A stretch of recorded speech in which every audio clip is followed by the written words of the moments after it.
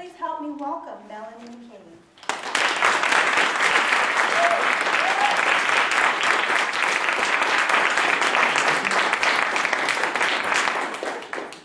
Thank you guys very much for coming out. It's really exciting for me to do a reading, first of all, in Arlington, where I'm from, and in front of like my colleagues and my family and a lot of my students. So it's an interesting mix of people. I've never read such an interesting mix of people before, so I was thinking a lot about that when I was putting this set together. This poem that I'm going to begin with is one that I often start off with because I think it's a pretty good introduction to my work. It's called The Story I Tell You. The story I tell you has no lies in it, only omissions. I have walked a long way with those excisions like sharp pebbles in my shoes. I could shake them free, but they are curiously shaped and glitter in the light, and I fear they might distract you from the story I want you to know. Glitter is not good. It deflects. When what I want is to pull you in, to lull you with the smooth, beige pieces of my tale that are as unremarkable as your own. I place them before you one by one, round, bland stones that do not seem so entirely unlike those you carry in your own pockets. You might mix them up. You might set them down without thinking and then forget which were mine, which were yours. I'm not evil, only artful. The genius in the telling of any story is knowing what to leave in and what to take out. If anyone suffers in this telling, then surely it is me. As the years pass, the pieces I keep hidden multiply. They are freight in a cargo hold that can grow no bigger. Propulsion is all that prevents sinking. Propulsion and knack for the task before me. I do not play the violin, but I can make you hear one. A plaintive tune so faint you won't realize that this is what causes you to lean forward and take my hands in your own. I hear it too, and am no less moved for all that I made the song myself. Really, I'm not so different from you. I want you to love me. Surely no one can fault me for crafting the story that is mine to tell. The next poem that I'm going to read is what I sort of laughingly refer to as my greatest hit because it got me, a fair amount of attention, and I'm very fond of it for that reason. It's called Paperboy. And I thought I had marked everything in here, but now I'm not finding it.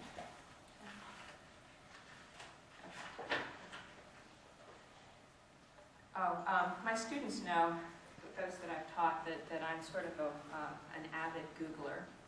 I like to Google. And years ago, I remembered a boy that I knew way back in the day, and I decided, since he had an unusual name, I would Google him, and lo and behold, I did find him.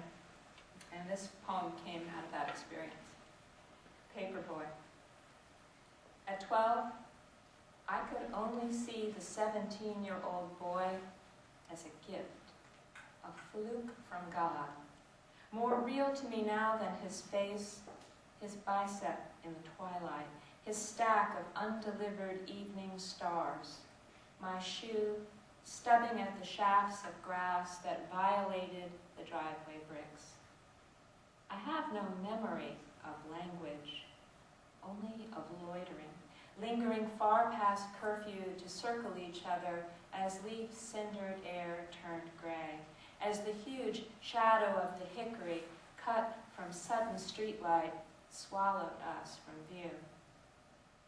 What words did I say that made him return, dusk after dusk, throughout that smoky autumn? My mother was lost in steam, stirring. My father asleep beside his Manhattan, the half-read mail. I dawdled along the yard's perimeter, knowing longing without knowing what I longed for. The voice that rose in him was bass. My own voice, vibrato. I was reedy, a flute, a straw. Desire outstripped my body. His bones were tall, head lost in the hickory limbs. He smelled of something I knew, like nothing I knew. He came to me from the top of the street. He lived nowhere I'd ever been. But every morning I split his window with dangerous light. I lodged like a splinter in his day. There was nothing to see, and no one saw it. In fireplaces, crumpled news crackled and lit. Red embers breached the chimneys. Something broken beat and beat the air. A shutter unhinged, a warped door that wouldn't close.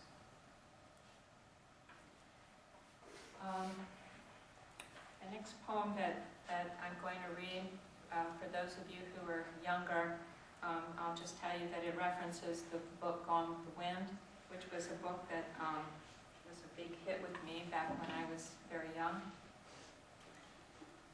It's called In Bed with Rhett Butler. There wasn't a single copy left in the library, except the 3-volume set for the visually impaired, with letters the size of fingerprints, pages as long as a man's torso.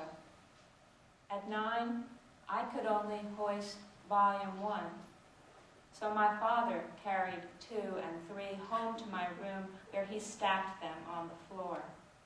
And 1 I took and toppled toward my headboard, opening its span till pillow was consumed by Tara's red earth, till bare-shouldered Scarlet teased the Tarleton twins down the ripcords of my sensible bedspread. To read the lines at the top of each page, I had to lean my knees on the lines at the bottom, then slowly climb backwards off the book as I dodged a barrage of flame through falling Atlanta. When Scarlet begged Ashley to run with her from their bleeding knuckles, from her bare larder and petulant sisters, my knees teetered on their pending kiss and then uncovered it. The turn of each vast page wafted a breeze as sultry as a palmetto fan at a Wilkes barbecue. I nursed a crick in the small of my back, too womanly for any child. No boy in the 4th grade could shine the boots of Rhett Butler. And so I stayed 3 days, 3 nights by flashlight in the secret tent of my sheets, and emerged ruined for finding even a shred of joy in any suitor who didn't sport a big Panama hat and bend me backwards into a fire-lit sky. Maybe it was the charm and dash of Captain Butler alone, but maybe it was also the colossal size of the gunrunner he stormed through the folds of my covers, the huge red tip of his cigar raised like a torch through a dream of words. I think that the next poem that I'm going to read is a poem that it's about my mother and my sister's here tonight, so I'm glad I had a chance to read it.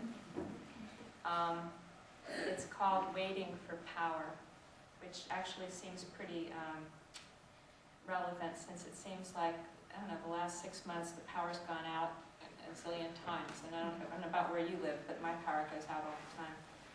Okay, Waiting for Power. The power blew, and so we lit the never-burned red candles on either end of the dining room buffet, then sat together in a flicker that made our faces unfamiliar, mouths moving from gold to shadow to gold. This was the first thunderstorm since my father had died, and my mother, my sister, and I waited for the men who come to fix such things to come and fix this one. The rain blew through, and August filled with rustle and crickets instead of our window unit's drone. In the steam, we folded paper into fans, and Mama remembered Montgomery, how the rouge and powder ran as soon as she put it on, her face a map of streaks and rivulets. Our whole street was out. Blocks and blocks had blown, and the black of an older night came in the screen and spilled its ink across our tiny lights. We're in the olden days, my sister said.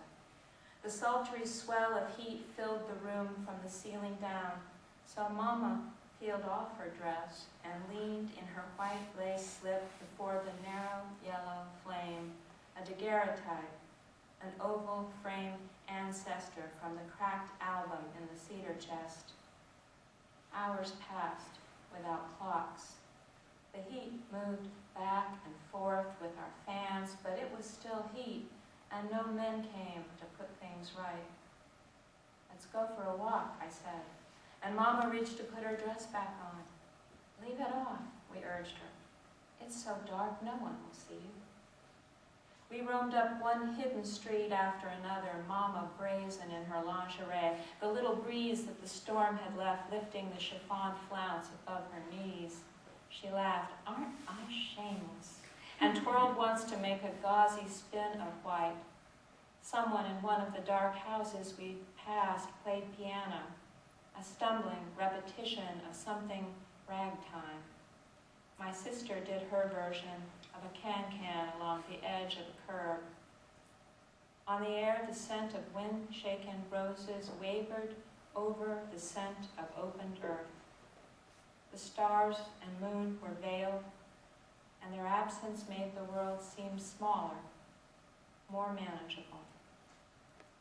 Candlelight moved back and forth like fireflies in the windows we passed, and though I knew that there were hands that held those flames, it felt as though we were the only three alive, that the night had taken us in.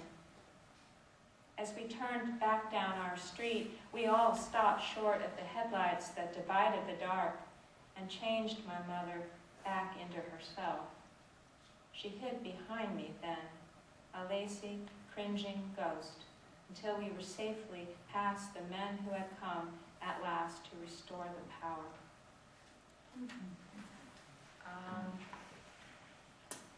This is a poem.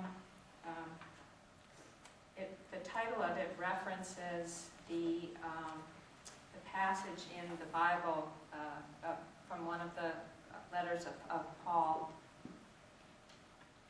which is, I don't remember word for word, but it's something along the lines of, for now we see in a mirror dimly, but then face to face. I have an intimate relationship with my mirror, and this poem is about that. It's called For Now We See in a Mirror Too Clearly.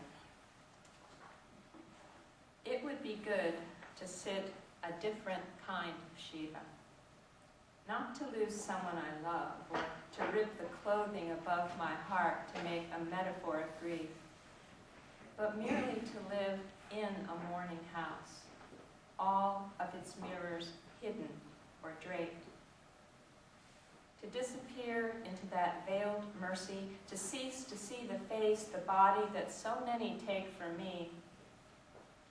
If, as the ancients believed, the soul can get trapped inside of a mirror, I am surely soulless for having looked so long into any surface that gave me back to myself. A window or a chrome bumper, a black marble wall or a polished pan. I never looked to admire, but rather, like those puzzles in children's magazines, to find the flaws. Something is wrong here. Can you find it. I always could. And every year it gets easier. Whoever peers into a magnifying mirror knows the nerve it takes to turn and loose that monstrous mug on the world. Something is askew in a universe where sight blurs and spurs this need of exaggeration precisely when what gets supersized is withering or sagging, modeling or gray. If Narcissus had lived long enough, not pined away for that handsome twin in the water, he would have watched his dream man lose his hair, pucker into crow's feet and frown lines, droop with jowls, and then his might have been a very different kind of love story, the kind we already know. This poem that I'm about to read now, one day, I don't even remember why, but I was talking to my students about singing in the shower, and I said something like, yeah, I love to sing in the shower. I make mixtapes, and I take my my little portable boom box in there, and I turn it up really loud, and I sing and sing. And one kid in the front row said, "Oh, Miss McCabe, TMI," which means too much information. So if that's your reaction, then you're going to be TMI and all. So here we go. This is called These Songs. I am young inside these songs, and so I play them again. Notes hold perky, round above the bass line, and in my throat the hum swells full. Hips percuss the shower's wet air. Here I offend no one. I am only soap and danger, a taunt on slick porcelain. Never born to be a Gladys, a Diana, I am happy to be a Pip, a Supreme, snapping and swaying spangles. Back up is what I do. But honey, I do it well. Turn the volume high above the water's whoosh, and I'll be your Vandella, your miracle, your Blue Note. I'll take that midnight train to Georgia in a heat wave. I dance a resurrection, and compliant, the mirror steams. Until the mix ends, until I towel dry, everyone wants me, and I want everyone. The angels of Motown anoint me, and my breasts bead in a spray of rhinestones. I'm going to read a couple poems that are not from the book, and then one last poem that is. And the poems that I'm going to read for you now are from the manuscript that I've been working on that I'm now trying to send out to get published. Hope that it happens. This poem I've never read in any setting at all out loud. Well, you'll see.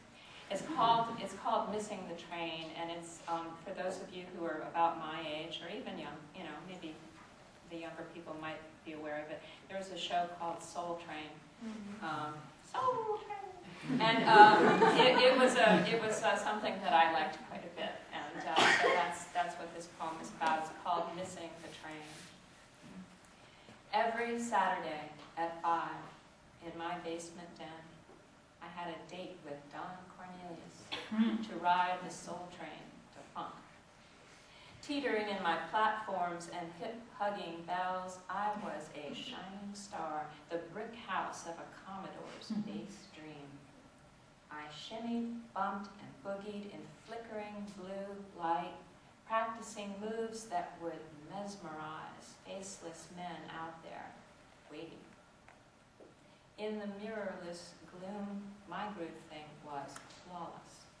I was diva of dazzle and dance, goddess of sex and simmer. Night played a backbeat promise. This dance or the next, Mr. Big Stuff with his badass fro, rubber band grace, and gold chain would discover me at last. We'd get down in swirls of wet smoke and stuttering strobe lights. Every Saturday, same dream. Alone, I was a stone gas, strutting down the line, fist raised as Dawn wished me peace, love, soul. White girl brimming with black pride. By night, I'd be me again, furtive toe tapper, corner hugger, too timid to buy her first real ride on the train. I chose this poem to read because I do a lot of writing with my students, a lot of memoir writing, both in my sophomore class and in my Lit Mag class. And one of the things that I've talked to them about is how when you write about the past, when you write about someone from your past, it's a kind of resurrection, and you bring them back in a way that maybe you hadn't anticipated. And that's what this poem's about. It's called Writing Memoir. I set out to rebuild you from old parts. A flare of sunlight tangled and burning in your wind-ruffled hair. A bicep flexed and hardened by fingers pressed deep into 6 steel strings. And somewhere still, a mouth that never met with mine. I would place it now where mouths go, tip my own toward it to see if the past could be undone, or if the knot had been left too long, too tightly cinched in freeze and thaw, in orbit and neglect. From broken pieces of a year, abandoned bric-a-brac stacked and teetering in the junkyard where I searched, came rustlings and cries. This was the soundscape of earthquake rubble, that eerie song listened for by rescuers and their dogs. Something was still alive there, though it defied all reason. Someone tapped a small stone against a decade, and I couldn't tell if it was you or if it was me. I had thought to bring you up in pieces, to tinker and hinge, to make you a new tongue and put words on it, but instead you came up whole and leaned across me to type at my keyboard, so close I could trace the blue tees of your veins, could smell cigarette smoke and the glisten of skin from a long-gone day in June. I meant to invent what I thought was you, then put you back again. But the story is told now, and here you are, as resurrected as any god, and harder to disavow. Okay. Just 2 more poems, one more from this set and then one more from the book, and that's all. This is a poem, it used to be called generically just country music. But a friend of mine who plays in a band, what he calls Hillbilly music, said that was a terribly boring title, and he suggested this one, which is with a twang, not a whimper. That's right, I kept it. While I will own my blues, my rock, my Motown, will let anyone eavesdrop on a bar of Billy or Marvin through the open windows of my car, I am furtive with my country. That twang and steel, a twinge of shame, a hot secret. Still, there is a tawdry kind of sorrow only honky-tonk will answer. So when you tell me you will be boxed and gone by the time I return, I wish I'd packed me some Patsy or Loretta to tide me through the long drive home. No words are apt in moments like these except those sung beside a bar, a bottle sweating in my clenched hand. I came here to write poems. Instead, I am doodling only titles for songs I'd like to listen to in a dark-paneled roadhouse, belted out loud and heartachy by someone beehived, with a backup of dobros and cowboys in fancy shirts done up with snaps. There, boots would tap to, I'd tell you I still love you, but then you might not leave. Couples would two-step to, you can take your money, honey, but I want back those years you stole. God knows I've been in this bar before. Watched the dancers twirl in seamless twosomes, every move a perfect dovetail born from habit, from the sheer pluck to not let go. In the corners there are plenty like me who beat time but only watch. Whatever gets scrawled on napkins here has always been scrawled before. Push any button on a jukebox and then order another round. We didn't stick it out. I reckon someone's already written a song or two about that. Okay. Last poem. This is a poem called Pact, P-A-C-T, Pact. And it's about, I don't know, kind of relationship where you both acknowledge that you're not who you're looking for, but you decide that you're going to try to make it work anyway. And my reach. Pact. Resurrect me, and I will resurrect you right back. I'll lean you against me to keep you upright, my scrapbook cut out with the over and done. I think we can dance this way, weight tipped to weight, a kindling teepee laid to make a fire. In my ear, which I will tilt like a tiny cup, pour a story you've kept hidden under your tongue all these years, and I will tell it back to you as gospel, as good news. Hocus pocus, in our ghost suits we can play at suppleness and touch. I will bend to a hand in the small of me, so it might as well be yours. Let there be light. Let the dark be rolled away. Your mouth looks rather like a kiss, but I must come closer to be sure. Verily, we can believe in miracles if we drum them up ourselves. Twirl me once around the floor without bones on, and lo, nothing will break. Say amen to that, Lazarus. Say alleluia. Thank you.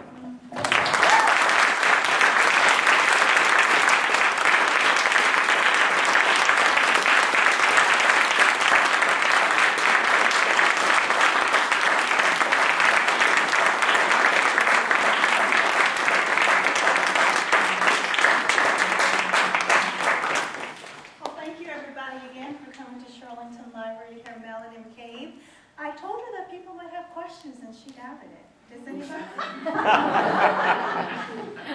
I'm happy to answer Questions or comments of how wonderful? I really love this old train one. That was me too. I do have a question. When you're writing, do you have to just put yourself in like a tunnel and know, Tunnel? like sensory deprivation, and like do you start a poem and you just do it until it ends? Well, it depends, you know. Like, I think that the best poems that I've ever written have been poems that came to me in like a bolt. And I would get so excited by what was flying around in my head that I would race to the computer and write it, and it would come out fairly nearly whole. And those often are the poems that I think are the best ones. But, you know, then there's some that you work at and chip away at a little bit by a little bit. Do you ever come up with like a word combination that you're like, or a metaphor, an image, and you're like, I've got to build something around that? Sometimes, yeah. Yeah. And my best ideas come to me in the shower along with singing. Serious. Yeah. Anyone else have a question? No? All right. So I know that History of the Body focuses a lot on theme of the human body and other types of bodies, and I was wondering, you might not want to disclose this yet, but what is going to be the theme of your next collection? Okay. Well, the title of the collection is, well, let me back up and tell you that the theme of it is how people relate to the houses that they live in. There are a lot of poems that deal with my childhood and the house that I lived in then. Some of you know that I had to move recently. It was a very disruptive and sudden move, and I had lived in that house for almost 30 years. So I had a real intense relationship with this house, and so there's a lot of poems about that. At any rate, that's kind of what unites the poems, but I didn't think, some of the poems that I had that I thought might be titles for it weren't very interesting titles, and so I thought, what would be the sexiest title I could come up with? And the title, one of the poems is called What the Neighbors Know, which to me sounds like there might be some some scandal. So I thought that'll be the title so that maybe people would be more interested. Did you say? I just want to say I like your sense of humor. Oh, thank you. It's great. Thank you very much. Anyone else? What is your family background? I'm sorry, what? Your family background, like where your family came from? I mean, well, I grew up in Arlington, but my father's side of the family was Irish, and my mother's side is just British, you know, nothing exotic. Okay. Yeah. Anyone else? Yeah. Do you write a lot in class with the students? I have with the Lit Mag class sometimes. Unfortunately, you know, nowadays it seems like when they're writing, I'm trying to grade essays for some other class, but I have before. There's been a few times that I did, but it doesn't happen very often. Are there any poets that inspire you? Who are your favorite? Well, Emily Dickinson is my absolute favorite poet of all. Most definitely. I revere her. Really. Yeah. All right, well, thank you guys very much for coming.